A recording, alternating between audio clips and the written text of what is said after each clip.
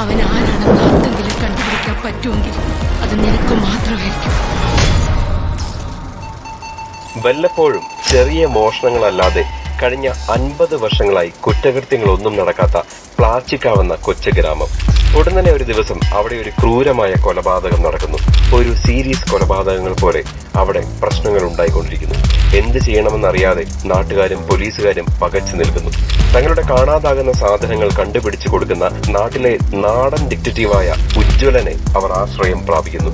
Ujjwalan case ഏറ്റെടുത്തതിന് പിന്നാലെ അയാളെ കാത്തിരുന്നത് ഞെട്ടിക്കുന്ന കുറെ സംഭവങ്ങളാണ്. സീരിയൽ കില്ലിങ്ങിന്റെ അന്വേഷണം നർമ്മത്തിൽ പൊതിഞ്ഞുള്ള ഉജ്ജ്വലന്റെ അന്വേഷണം മുമ്പോട്ട് നീങ്ങുന്നത്. പക്ഷേ മേക്കേഴ്സ് ഉദ്ദേശിച്ച രീതിയിൽ എല്ലാം വർക്കൗട്ട് ആയോ എന്നതും ഒരു ചോദ്യമാണ്. പല സിനിമകളിലും നമ്മൾ കണ്ടു മറന്ന അല്ലെങ്കിൽ കണ്ടു മടുത്ത നിരവധി ഐറ്റംസ് ഇവിടെയും പിന്തുടരുന്നുണ്ട്. അല്പകാലം മുൻപെഴുതിയ സ്ക്രീൻ പ്ലേ ആണോ ഇതിന്റേത് എന്നൊരു സംശയം തോന്നിയേക്കാം. മോശമെന്നൊന്നും പറയാൻ സാധിക്കുകയില്ല. പക്ഷെ തിരക്കഥ കുറച്ചുകൂടെ മിനുക്കുപണികൾ ചെയ്യുകയും അപ്ഡേറ്റ് നടത്തുകയും ചെയ്തിരുന്നെങ്കിൽ കുറച്ചുകൂടി നന്നായിരുന്നേനെ എന്ന് തോന്നി.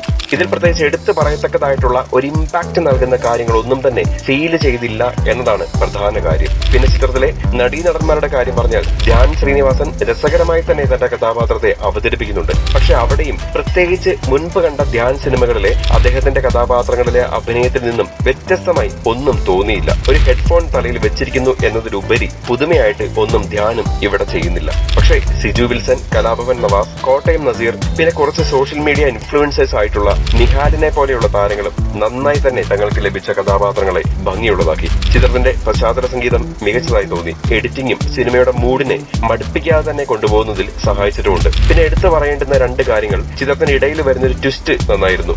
അതുപോലെ തന്നെ എൻഡ് ക്രെഡിറ്റ് സീനും ചിത്രം നിൽക്കുന്ന യൂണിവേഴ്സിലെ അടുത്തൊരു ഭാഗത്തിലേക്കുള്ള ഒരു സൂചനയും ഒക്കെ അവതരിപ്പിച്ചത് നന്നായി തന്നെ തോന്നി. മൊത്തത്തിൽ നോക്കിയാൽ ഒരു തവണ കാണാവുന്ന വലിയ പ്രത്യേകതകളൊന്നും ഇല്ലാത്ത ഒരു ആവറേജ് ഫീൽ നൽകുന്ന ഒരു കോമഡി ത്രില്ലർ ഡ്രാമ ചിത്രം തന്നെയാണ് ഡിറ്റക്റ്റീവ് ഉജ്ജ്വലൻ. തൊട്ടടുത്ത തിയേറ്ററുകളിൽ കണ്ടാസ്വദിക്കുക. കൂടുതൽ സിനിമാ വിശേഷങ്ങൾക്കും റിവ്യൂവിനുമായി ഇപ്പോൾ തന്നെ സബ്സ്ക്രൈബ് ചെയ്യൂ മൂവി ടാസിൽസ്.